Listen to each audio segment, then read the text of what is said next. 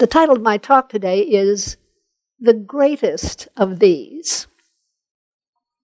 Well, that's only part of a quote, actually. The complete quote is from Paul's letter to the Corinthians, 13:13, for those of you who might be interested. And this is what he says. Now abideth hope, faith, love, these three, but the greatest of these is love. Well, of course, this morning I'm going to be talking about love, because it's the most fundamental quality that we have. Yeah. Why? Love is God's most fundamental quality. And because we were made in His image and after His likeness, it's our most basic quality as well. But do we usually see love in ourselves? Well, no, not always. But I certainly did not manufacture this spiritual statement out of thin air. No, because 1 John powerfully states this truth as clearly and as simply as anyone ever could. John says, God is love. God is love. And that statement is spiritual truth. God is love.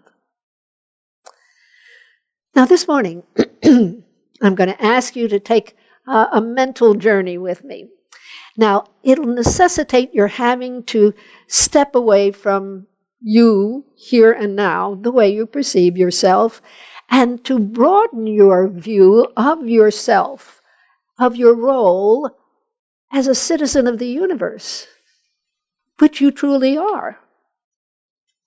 You are just not a fragile human being moving around on a tiny flake of a planet that's revolving around an average-sized star that we call the sun, which is about 2/3 of the way from the center of a medium-sized galaxy that we call the Milky Way, which contains only 100 billion stars, more or less. Try to stretch your imagination to visualize what you really are a part of. The diameter of the portion of the universe that can be seen, that we can see, is only 92 billion light years of the universe. But the universe is infinite, infinitely more than that. The Hubble telescope shows us that our small section of the universe, the part that we can see, contains 100 billion other galaxies, like our Milky Way. And each galaxy has 100 billion stars, like our sun, with an untold number of planets. But those stars have approximately, or 500 million of those stars are Class M planets, planets in the Goldilocks zone. That is, planets that could support life. Can you imagine that? 500 million possible Earths. Wow. You hear facts like that, and they're mind-boggling. They're mind-boggling. But they have a way of making us feel kind of small, insignificant, irrelevant. But that is anything but the truth of the matter. The truth is that you are a citizen of the universe. Your physical size right now is immaterial. That has no bearing on anything. You are part of the mind. You are part, and a conscious part, of that very being that created this overwhelmingly vast universe. Think of that. You are part of God, part of His universe, part of a God of love. You know, when we look out most of the windows of our houses, look in many different directions, we see our lovely Blue Ridge Mountains, which are the southern section of the Appalachian chain of mountains. The Appalachian Mountains are some of the oldest on Earth. The rocks at the core of the Appalachians are more than 1 billion years old. They were once the centerpiece of an ancient supercontinent called Pangaea. And Pangaea broke apart. And the pieces drifted away from each other and crashed into each other over millions of years and became North and South America and Africa and Europe and Asia, Australia, China, India, and on and on. At one time, the Appalachian Mountains were as tall as the Himalayas. Yeah, something like 30,000 feet. But after approximately 300 million years of erosion, they become, on average, about 3,000 feet tall. You are older than the Appalachian Mountains. Mountains that you see out of the window are nothing compared to your spiritual age. You are older than Pangaea, which started breaking up just 200 million years ago, because you are an eternal being, part of the very being of God. One of the most brilliant scientists who ever lived was Albert Einstein, and you've heard this out of my mouth so many times, but it always bears repeating, and I need to repeat it to me. So thank you for being patient. He said, matter is energy slowed down in vibration to the point of visibility. And what he said is so helpful, because it helps us to understand that everything we experience in life, everything we see, hear, smell, touch, or touch, whatever, all of it, from our bodies to those Appalachian Mountains, at their basis are energy in different vibratory rates. The whole universe is energy vibrating at different rates. The wisdom and the insight of divine science is that before Einstein ever spoke these words, divine science taught the same truth using different language. Divine science teaches that the material world is spirit/substance. Everything we call energy is in fact spirit. It is God energy. And since God's basic quality is love, the whole creation, the whole 93 billion light years of the creation that we can see, and infinitely more, is God's love in action. Now, after talking about 92 billion light years and 300 million Earth years, we're going to take up something that only happened 2,000 years ago. That's almost yesterday, isn't it? But that was yet another act of God's love. He sent this magnificent truth teacher whose words and examples have changed the world for the better. We all know the story of Jesus' birth, don't we? But it was punctuated by expressions of love for God, and God's love visited, made so evident in the lives of various people. We start, of course, with an angel appearing to this young woman, Mary, telling her that she was going to give birth to a son, even though she wasn't married. And although Mary faced very possible humiliation, or even the possibility of being stoned to death, she said, yes, I'm the handmaiden of God. I'm God's partner. She loved him. She loved God more than she valued her own reputation and her safety. She trusted that God would make everything work out just fine.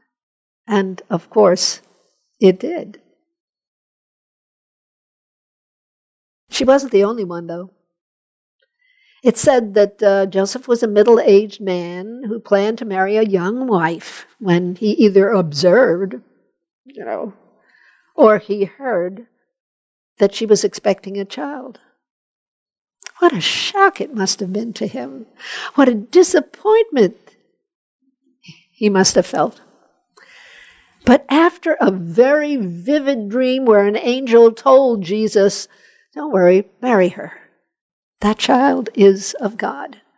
Marry her." He too loved God enough to ignore what his neighbors were probably whispering about and say yes. And he took Mary as his wife. The book of Luke tells us that Mary and Joseph had to walk to Bethlehem so he could be counted in a census. It was 70 to 80 miles between Nazareth and Bethlehem. Long way to walk. 4 to 5 day trip. And it was undertaken when she was very close to giving birth. I wonder what she was thinking about. I wonder how she felt about this. And perhaps she transformed that difficult trip into a kind of mission, an opportunity for her, an act of trust in God and love for Him, knowing that all would be well. Certainly, love was on full display when the new parents brought that baby to the temple in Jerusalem, as was the custom.